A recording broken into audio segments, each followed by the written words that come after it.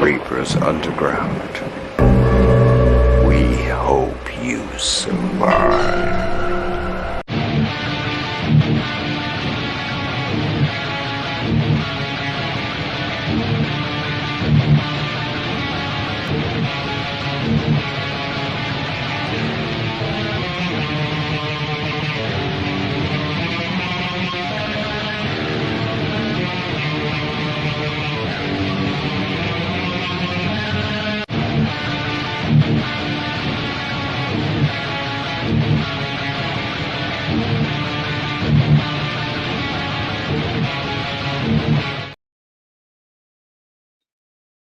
What is up, my demons? Yes, the Dark Lord has returned. Man, it feels like forever since I've been able to don my other face, as it were, because we've had so many other programs lately, and only one of me like a week. So it's like, feels good to put on my real face. So thank you guys out there in Morgrot Entertainment Land for joining my ass yet again for another awesome edition of Reapers Underground. Tonight I have with me director and musician Jay motherfucking Crimson with me tonight, and we're going to be talking about all about his career and everything that he's been doing. And you guys will be able to chat with him as well, ask him any questions that you like. And he's been working with Troma for a good hardcore second, so we'll be talking about that. But before we get into this madness, let's take a quick commercial break to our brothers at Villain Arts Tattoos. Check that shit out.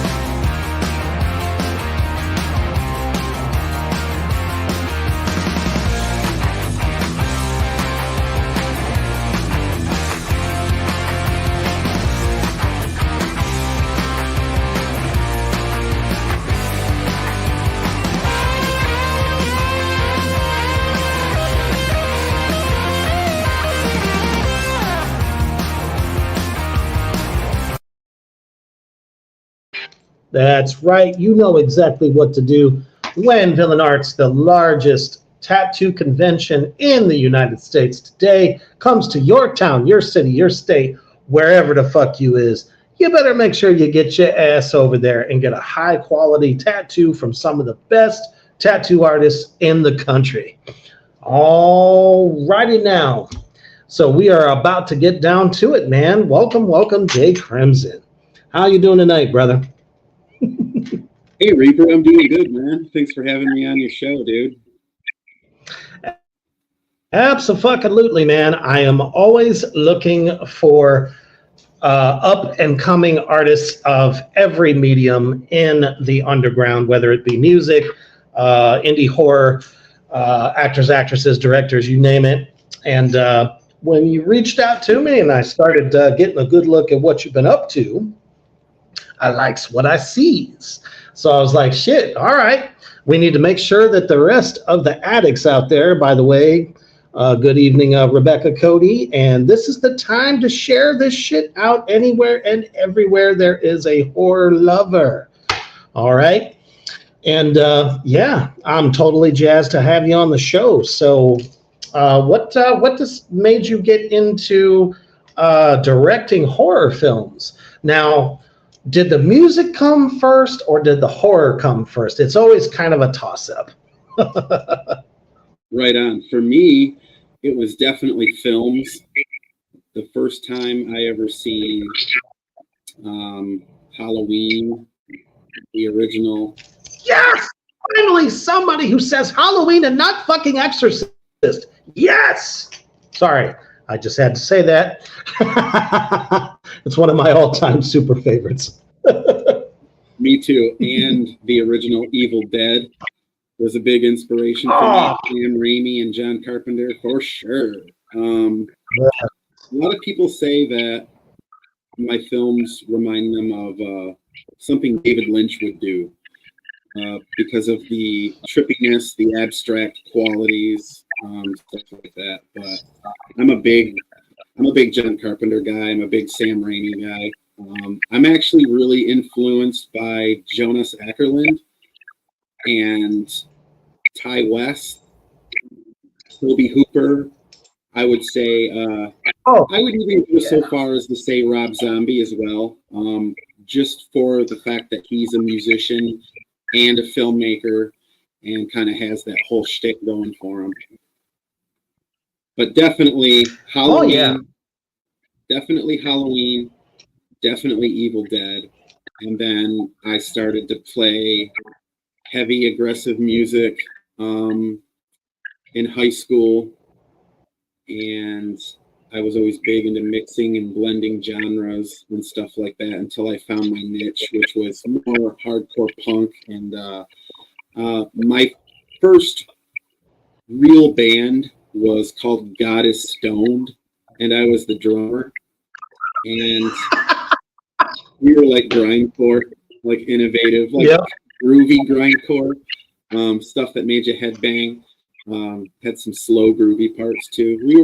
We were different. But I played drums in that, and two of the guys from No Class Assassins, Chris Stotler and Dave Kelsey, were in that group as well. Then we started that band, and I sang. Dave went from bass to guitar. Stotler went from vocals to bass, and we had a drummer named Aaron. Started playing shows. We opened up for Misfits. We opened up for Guar. We played at Warped Tour 2010. We opened up for I Hate God, which is a big favorite of mine. Boat Tour. It's a big thing. I think we've all toured with Mushroomhead at some point. Right. They're just everywhere. You know what I mean? Yeah. So it's like, it doesn't matter what state you're from. If you play heavy music, 9 times out of 10, you're going to be able to open up for Mushroomhead. Oh, yeah. That's awesome. Yeah, we've played a handful of good gigs under the No Class Assassins moniker with those boys. And Chris Stotler from No Class Assassins is in my movies, Green Hell and Lilith. Nice. I was just going to say, Cody out there in the attic section said, my internet went out and comes back. All I hear is fucking Exorcist. You actually caught like the last tail end. He said that the film that first inspired him was the original Halloween. And I said, finally, somebody chooses that as what got them into horror. And I was like, because everybody always picks fucking The Exorcist. So sorry about that, Cody. Go right ahead there, Jay. The Exorcist is a good film, but everybody says that. Yeah. It is. I like The Omen. Always thought Omen had a little something that The Exorcist didn't. And it was like sheer raw power. Just the fact that this little boy could command any human being, creature to do his bidding, I just thought was like so much cooler. And I'm really looking forward to seeing what they did with the first Omen, which is the film that literally just came out, I think about a month ago, just to see, since it's known as a prequel. Did you see it? Yes, I did. Any good? I enjoyed it. Sweet. All right, I won't be disappointed. Finally. I don't think At least we know we win in the end. At least we know we win in the end, because you know how those, man versus or God versus devil movies goes, and the devil always loses. Well, fuck, we need to win. I really liked End of Days with Schwarzenegger. Good film. Oh yeah, very underrated film. You thought it was underrated? Very, because people are like, oh fuck, it's Schwarzenegger now versus the devil. And people just, I think they had preconceived notions in their head because, Arnold had pretty much fought every major villain there is to fight. And they're like, oh, his career's in the toilet or it's going in the toilet. And I was like, no, this is actually kind of cool because the actor, and forgive me for not remembering the actor's name, but the actor that played the guy that the devil got into fucking nailed that shit. I thought he was creepy. I loved him. I thought that the best actor to ever play the devil was Al Pacino. Fucking hell. When this happened, I was like, ooh, there's a contender for the title. So I actually enjoyed it. The actor's name is Gabriel Byrne. That's it. Yes. It was so fucking funny because it literally just came to my mind as you were saying it. Hey, what's up, Aaron? God damn it. By the way, if you did catch the beginning of the show, there is a new intro on the show that was made and directed by Aaron out there in the attic section. So thank you, brother. It was so awesome. Go back and watch it later. But anyways, he made it. All right, super cool.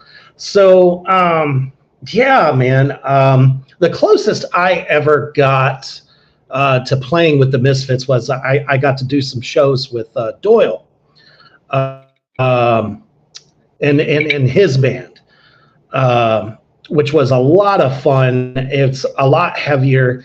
Dr. Chud was playing drums, so I got to talk to him. But what incarnation of the Misfits did you must have played when Dr. Chud was playing drums for the Misfits, and damn it, cannot remember. I think the lead singer's name at the time was Mike. No, Mike Graves.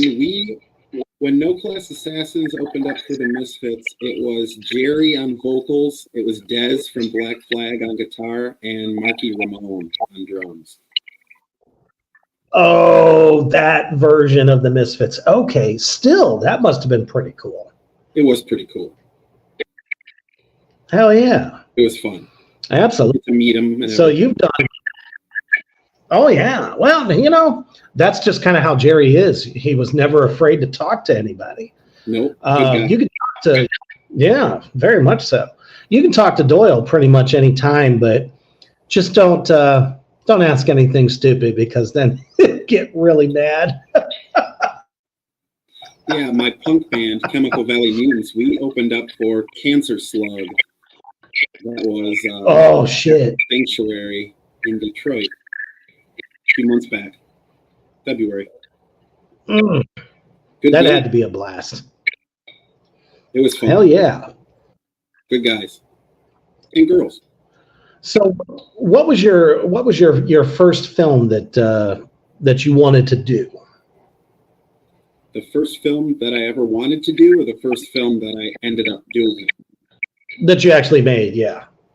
Green Hell was my first attempt at a film, and it was a basement film, meaning no one got paid. It was just for fun. Yep, Green Hell, and that's Kelly Kai right there. She got her head smashed in a tombstone later in the film because my character thought she was a zombie.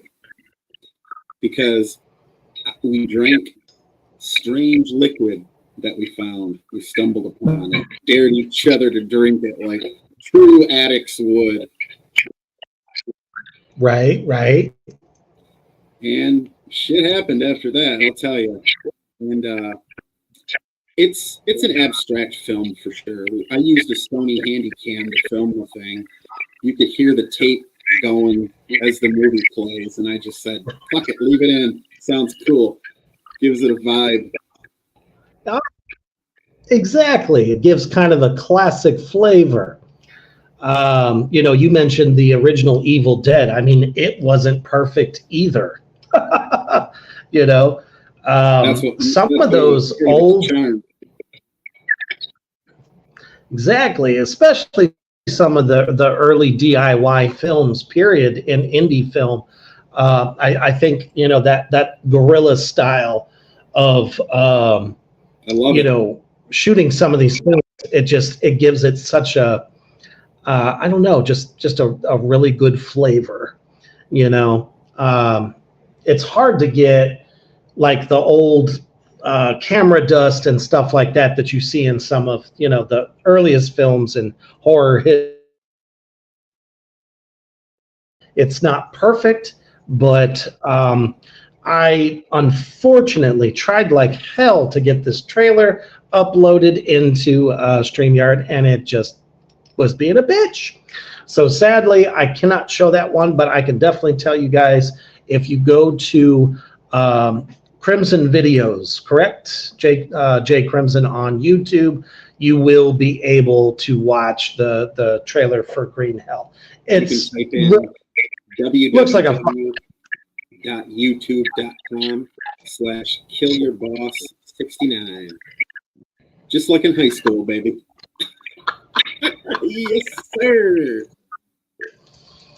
Of course, in my twisted, fucked up head, it's the guy that you go to work for every day.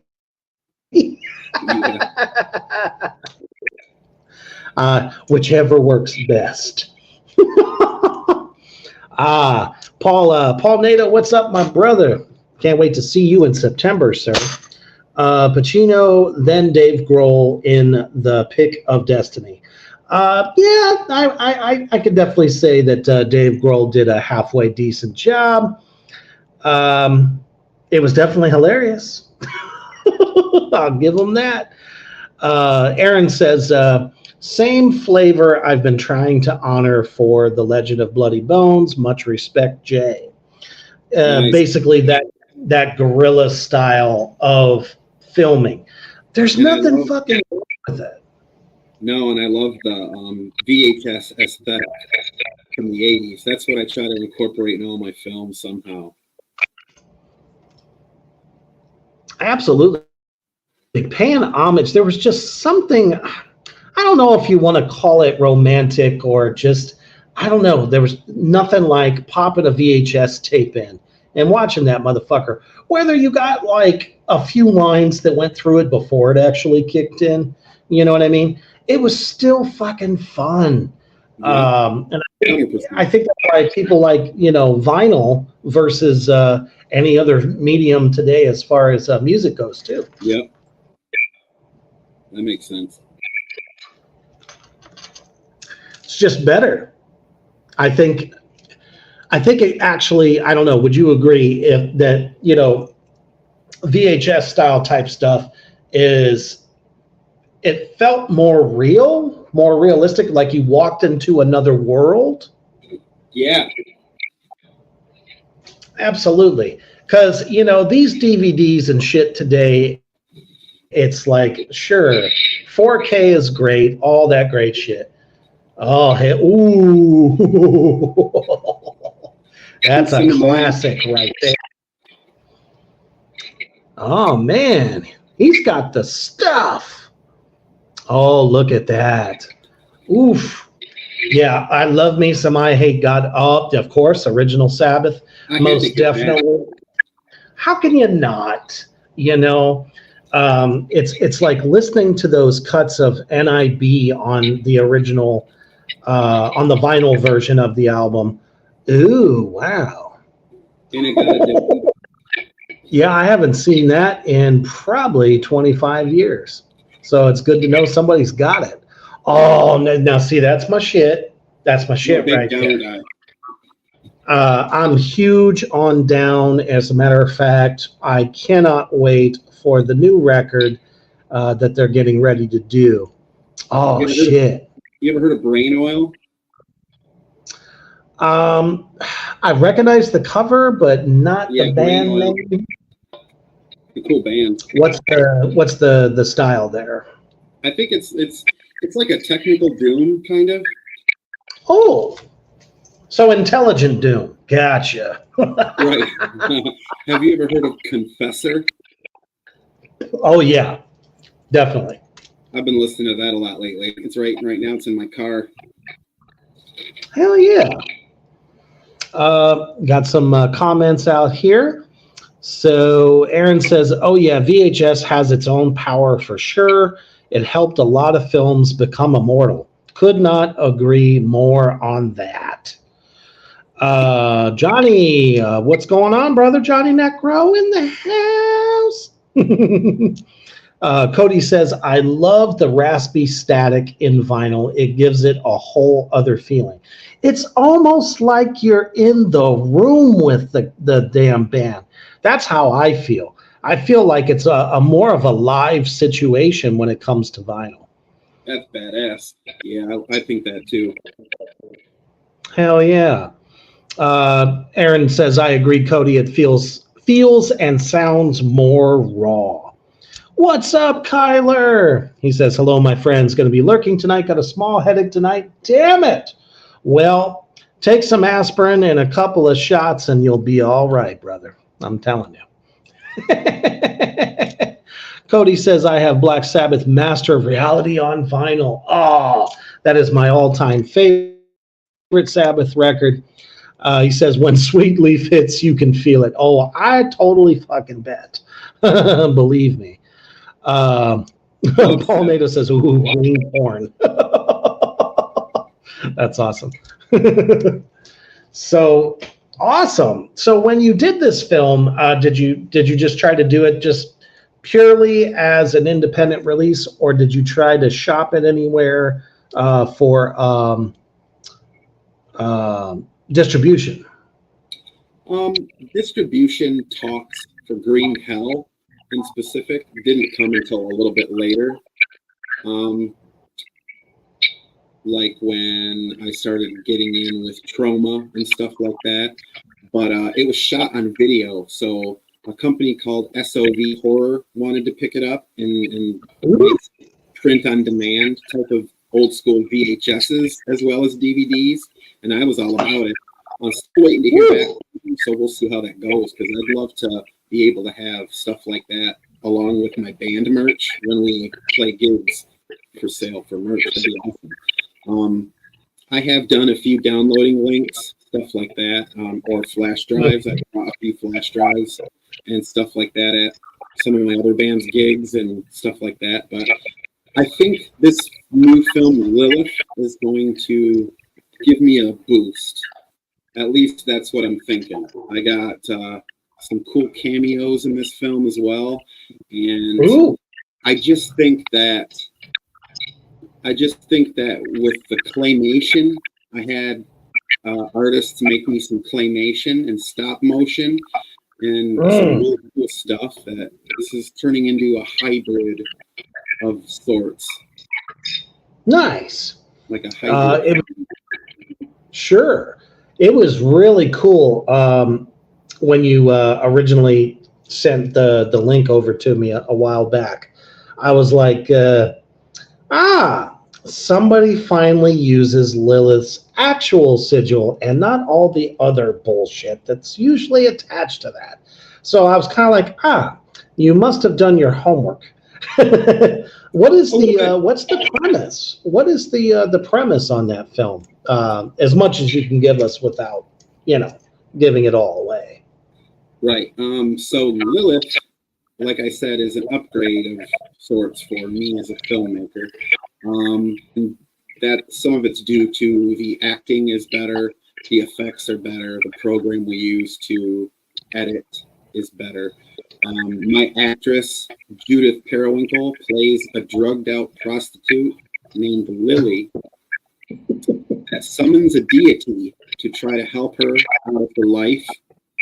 And her life is full of abuse, drugs, addiction, depression, and shit happens. And there's graphic nudity, there's graphic violence, and this is a psychedelic horror film. Ooh, trippy, kind of a trippy transitions, and kind of a throwback to gore, the 70s. yeah, and the effects that we're doing. It's very much an exploitation film at the same time. So there's a lot of terrible things that I make you look at. I mean, you had me at prostitute, okay? So, I mean, when you go into the underworld, which, you know, traditionally that is where those types of people are preyed upon in the traditional idea of, you know, demons, succubi, incubus, you name it. So it makes a lot of sense.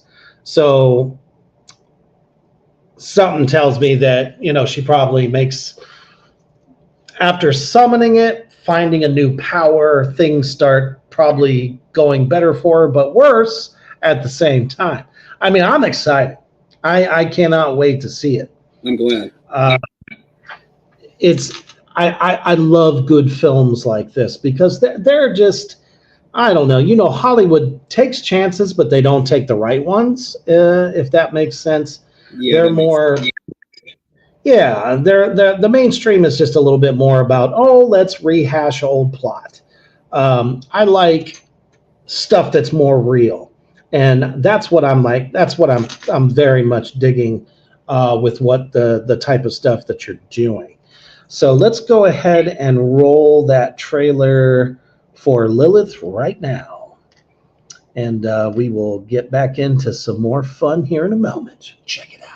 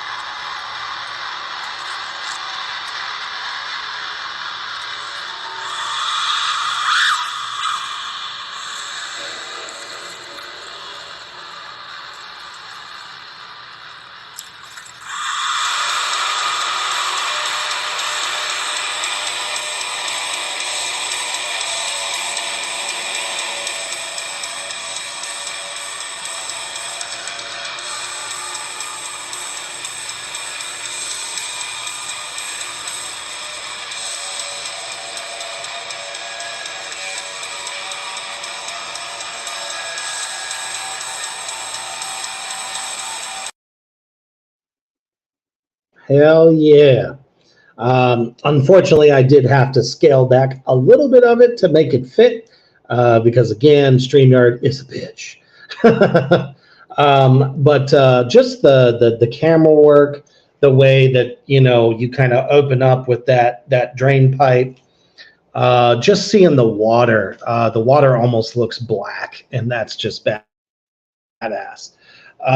So definitely awesome. Is it kind of like her seeing her demon self, or her demon self coming after her, or? She gets haunted. She becomes haunted before full possession. Finally. And A have you ever film heard done. of that artist that plays the song in that trailer? KFR. Okay, haven't heard of him. KFR is from Spain. He is the artist who does the black metal paintings with his blood. Maxim Tacardi. You know him? I know of him. That's his black metal project. Nice.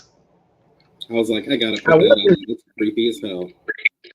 Oh, fuck yeah, absolutely. At first, though, I kind of felt like a little bit of a punk vibe. So I wasn't sure if that was your band or not.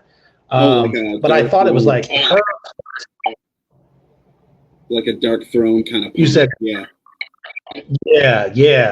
Yeah, I see. Exactly right. I really Dark Throne. Yeah, the Cult is Alive.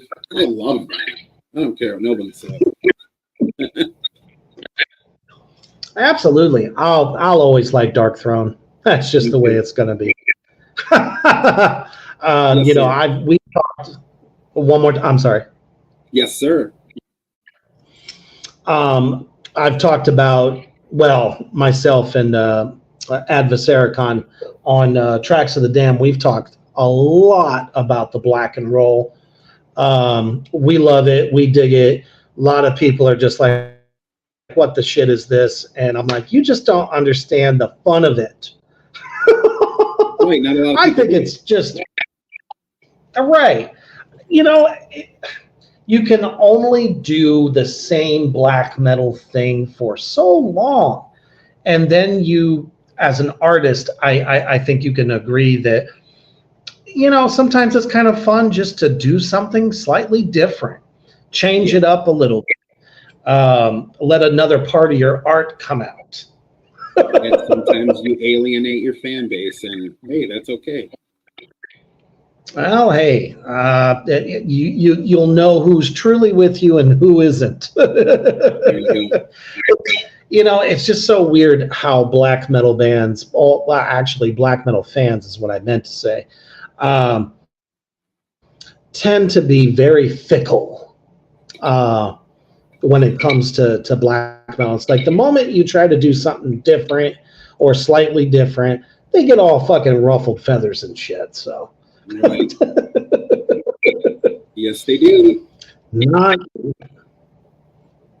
I'm sorry, one more time.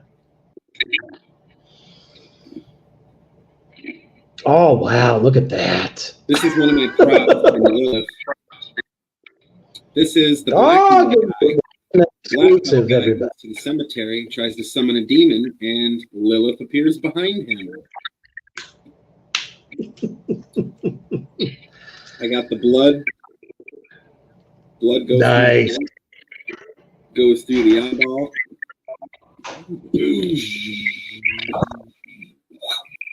Oh, that's fucking awesome. Aaron out there in the attic section there would definitely be quite interested in that. He does a lot of the FX stuff as well. Oh, man, look at that. Ooh. That's gory goodness right there. Yeah, James Bell. James Bell made these from very fine crap videos. No shit. Yep. Hell yeah. Now, do you dabble in FX at all yourself, or? I pretty much just buy them and make movies with them. I like to support all the underground guys out there making stuff and going to conventions and trying to sell their stuff. I mean, that's what James Bell does with his wife, May. And I think they're awesome. I've had him on one of my first podcasts when I did the Crimson Cult podcast, which I need to do again eventually. It was fun. But yeah, he does a lot of good stuff, does great work, and I wanted to have it in some of my movies. Definitely very lifelike. I think it'll look amazeballs on film. That's for sure. So how did you get involved with Troma? Back to the podcast, the Crimson Cult podcast I did an episode with Lloyd Kaufman, and we got talking about stuff. We were talking about old movies, Troma films, stuff like that, and I mentioned that I made a few, and he said he wanted to see them, so I sent them to him, and his agent sent me an email saying, would you like to be a part of Troma? So I signed a licensing agreement, and cha-ching!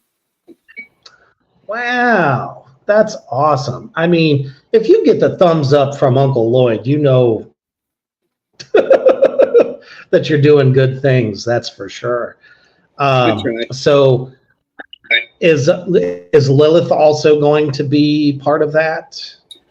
I believe so. I believe that when he sees it, and they're going to help me promo it. I've been talking to Mike Fink a lot, and he's going to help me out with some promo, some graphic promo pics and stuff like that to post around through Tromo. So I'm hoping to get that little bit of a hold for this film, because the more people will see it, and the cameos will help, I'm sure. And I don't know, the effects, the artists involved, I'm really hoping that it gets people's attention, because there's some gruesome things in this film. I've always wanted to see something on film, and I think I did it justice. Right on. Is it the nudity or the gore, or both? Both play a role. Both play a very important role in this film. I mean, it's fucking Lilith, if anyone knows any of the lore surrounding that deity in general. Sounds like you're doing it justice, which is really badass. So when do you plan on shooting it? When do I plan on releasing it? Is it already done? It is in post. There's probably a couple more things to film, just pick up shots, and probably just throw them in there when we need them. I took some notes. We're in the note taking we're a little bit above the assembly cut, but we have to do some effects, and we have to do some audio scoring and color correction. And after that, we'll be thinking about a release date. Hell yeah. Definitely we'll have to keep us updated there for that, so that I can let everybody out there in Morgrot land to know when this is going to hit, for sure. So what are you currently doing now, mostly? Are you getting ready? Are you doing any new scripts or any new projects coming up?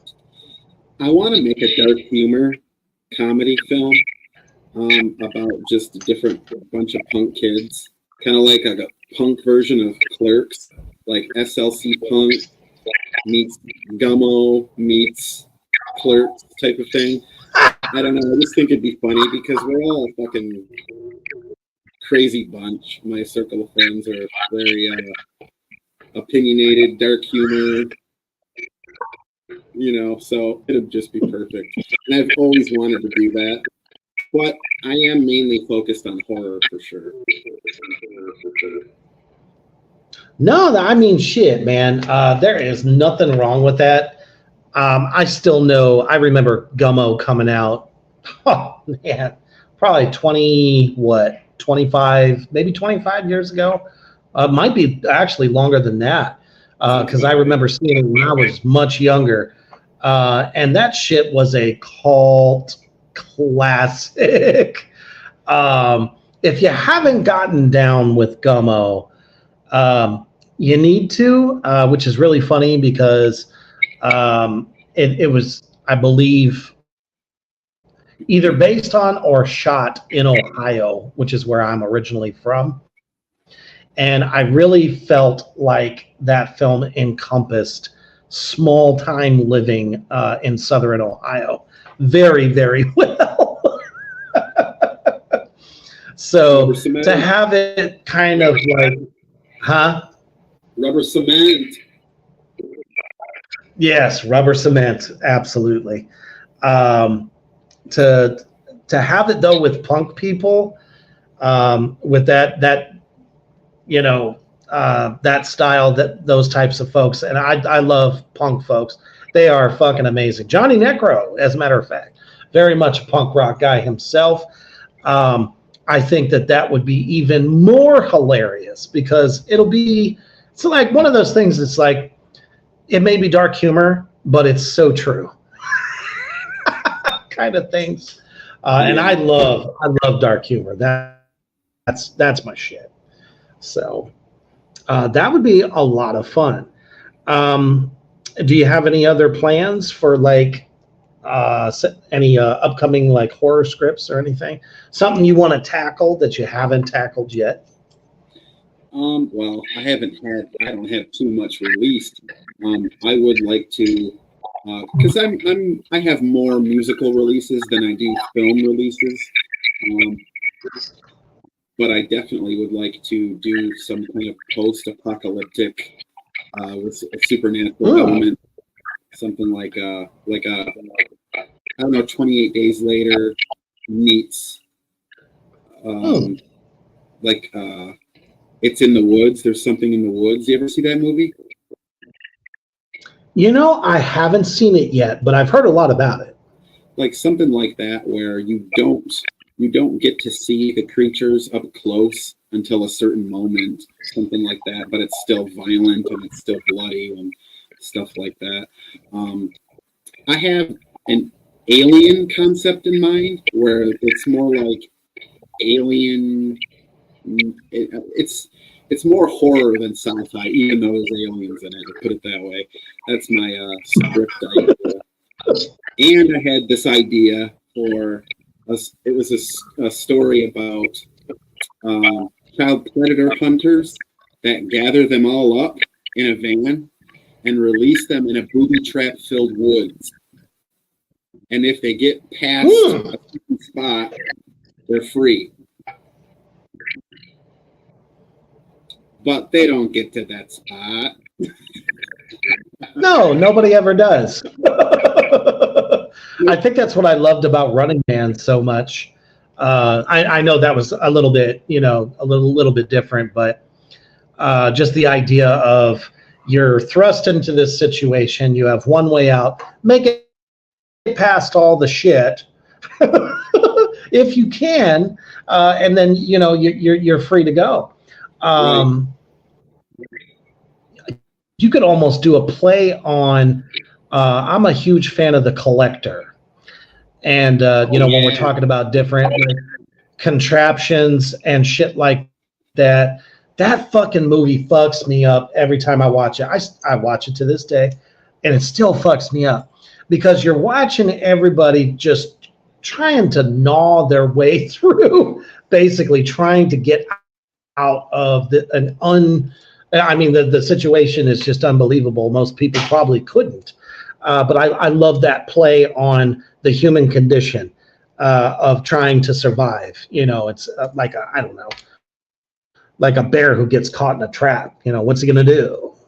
Gnaw his fucking leg off and run off. That kind of shit. So that would be really cool. I like the second one, The Collection. Oh, that was even better. I was like, Saw, eat your heart out. That fucking club scene is legendary, in my opinion. Yes, indeed. Hell yeah. No, I myself, a lot of the addicts out there in the Morgrat universe love creature features. And I'm constantly saying, like, there's just not enough. Zombies, obviously we all love zombies. But there's just not enough people making good creature features nowadays. Oh, shit. Look at that. It's a cool book I have. Wowzer. By John Stanley. Nice. Kind of like... Oh, no. I mean, I can definitely see it the right way.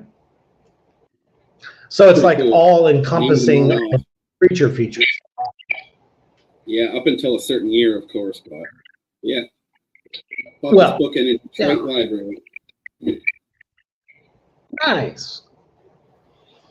Hell yeah. And it was really interesting when you were talking about doing something with like a alien type horror film. Obviously the Thing always comes to mind because John Carpenter's The Thing, of course, because I mean, what was more gruesome than that? Unholy fuck, that was crazy. How did you feel about the prequel? When I first watched it, when I watched it the second time, and that's all we got. That's as far as we got. I mean, seriously, it is definitely a little better. I will definitely say that it is a little better. And they tried to mimic some stuff, but they couldn't mimic the effects. I mean, nope. They tried to mimic those effects in CGI, and you could tell that there was a similarity, but it just didn't do it for me. I mean, if they would have had everything the same, except for and used practical effects, I still think there would have been something missing. Although I do really like absolutely Mary Elizabeth. Mm-hmm. I do like her as an actress. Yeah, definitely. The acting was great. I got nothing to say against that. The thing, well, without no pun intended, the problem with it is the fact that they didn't use the practical effects, and that is what made that 80s classic what it was. Yes. So, the fact I take it you're going to be doing nothing but practical effects with the alien picture. Oh yeah. More puppets. Ooh, man. People don't realize just how important those puppets are. Right. Yeah, I mean, it's definitely. Oh, I'm sorry. Go right ahead. No, I was just saying, in Alien, very important. People don't realize that shit. They don't realize how it was done. And what it takes to actually wear a creature suit. Right. That shit's not easy.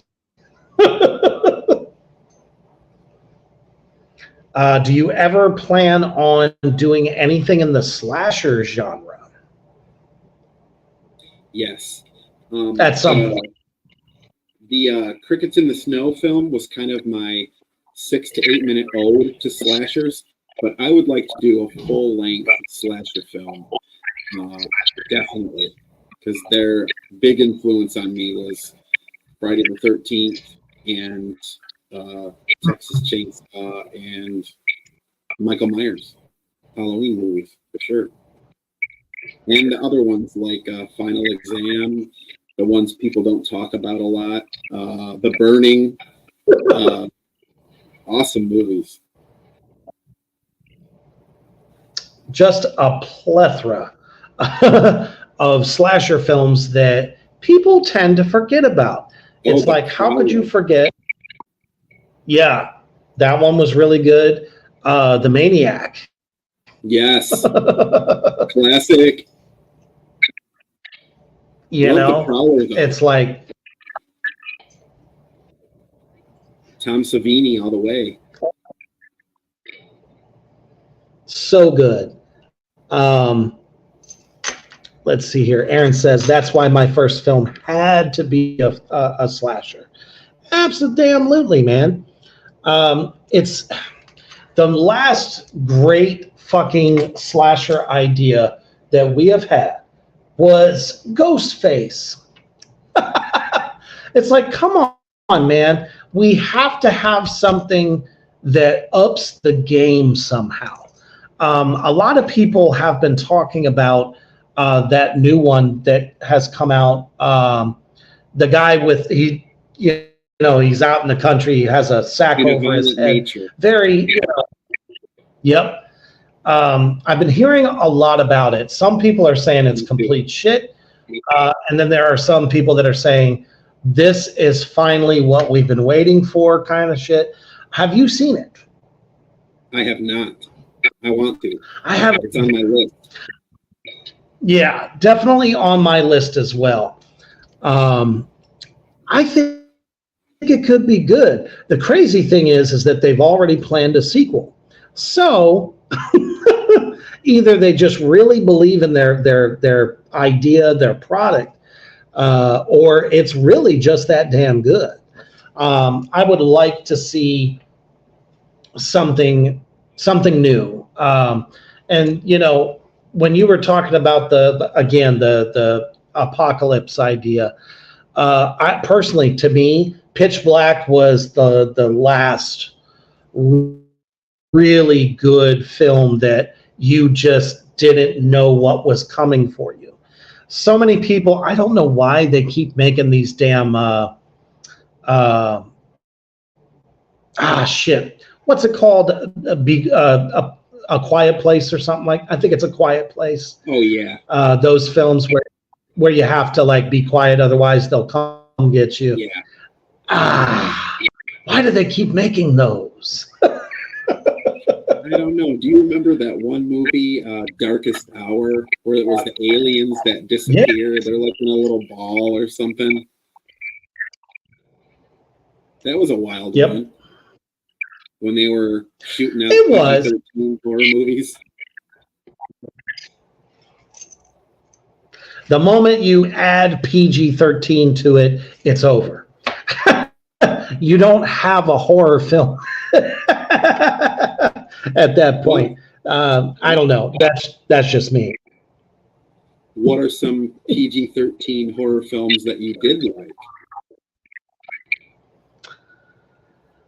Honestly, I can't think of too many. Have you seen Lights Out? Not even one comes to mind. Lights Out.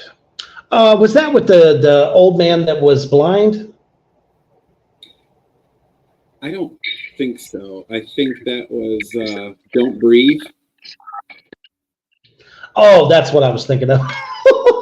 So probably no. I probably not have seen that one. Right. Lights Out is about, it's definitely has that whole The Ring, Grudge type of thing going on. But it was all based off of that short film where the girl turns the lamp on and there's that freaky girl there by the lamp. They used that whole premise. And it was when the lights are off, she can be there. When the lights aren't, kind of like As Darkness Falls. But it had a better quality to it, I think. But the evil Tooth Fairy, As Darkness Falls. What do you think about that? You know, I'm glad you did mention that one. That one was half decent because its premise was not gore. Right. And if it was supposed to, then it would have had a problem. The only other one that I was going to mention was Dead Silence. Oh, with the dolls. Dead Silence. The creepy, I mean, that fucking lady could put the nun under the fucking ground, under the universe, as far as being scary.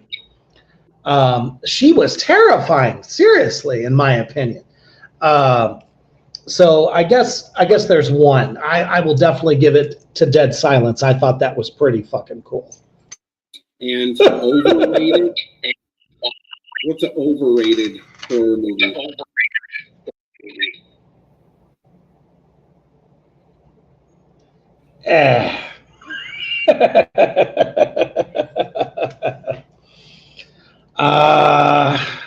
Well, definitely A Quiet Place. That one to me is overrated. What was that one? There was the Possession movies. Oh yeah, I never liked the Cloverfield monsters or any of that stuff.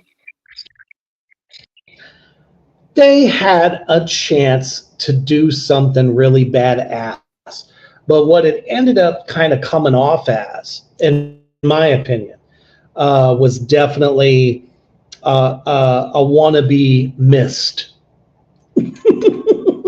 Oh, okay. Yeah, I agree.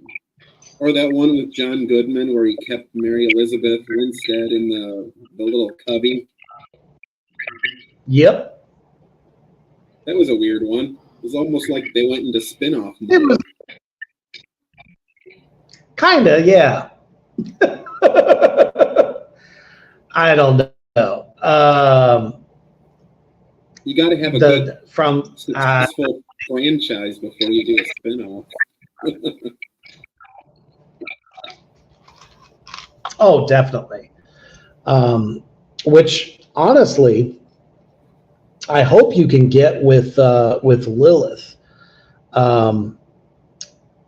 There's a lot of different directions I think you could go with it, especially if it hits, as hard as I think it will, and definitely you as well. So it's going to be really cool to see how far that one goes, because honestly, I think you have the right idea. You're doing it in the best of ways. It's definitely going to hit with like the female audience, but I think guys are going to dig it too. You know what I mean? So it's got all the stuff. Thank you, man. So where can everybody find you? They can go to my Facebook is my number one right now, which is facebook.com/jcrimson83. And I am at jcrimson83 as well on Instagram. I have a YouTube page, Crimson Videos, at www.youtube.com/killyourboss69. Let's see. Facebook.com/X Chemical Valley Mutants X, just the band's name with 2 X's on each side for the URL. Yeah, that's about it. I have a Lilith, a J Crimson Film Facebook as well. Facebook.com/Lilith, a J Crimson Film. And yeah, that's about it for now. You heard it here, Morgrot Universe. You know exactly where to keep up with this film coming out, and how to get in touch with J Crimson on anything that he's doing. Do you have any other links for your music project? The music project is in that Chemical Valley Mutants. The X on each side of the band name for the URL. You can just type our band name in on YouTube, and our videos and album will come up, and any promo clips. We just did a collaboration with Dads Against Predators for our Vigilante version 2 music video, and that's out there. Nice. Those guys I think they're from the Toledo area, and they had videos of them catching some creeps and gave us the okay, and we made a video with it because that's what the song's about, and that's what we're all about as a punk band. So keep those fuckers off the street. Boom! I feel that. Absolutely. It has been an absolute pleasure having you on this evening, and just getting to know you, getting to know your work, and we definitely cannot wait to see the rest of your journey as it unfolds. Definitely, everyone. All of the links out there in Morgrot Universe to follow everything that Jay is doing. And we can't wait for Lilith to come out, because I think, personally, it's going to be badass as fuck. So thank you all so much for joining us on a Tuesday night. Thank you. Right? Love it. Can't wait to see them be. Ears peeled and your eyes open. Hell yeah. Thank you, Reaper.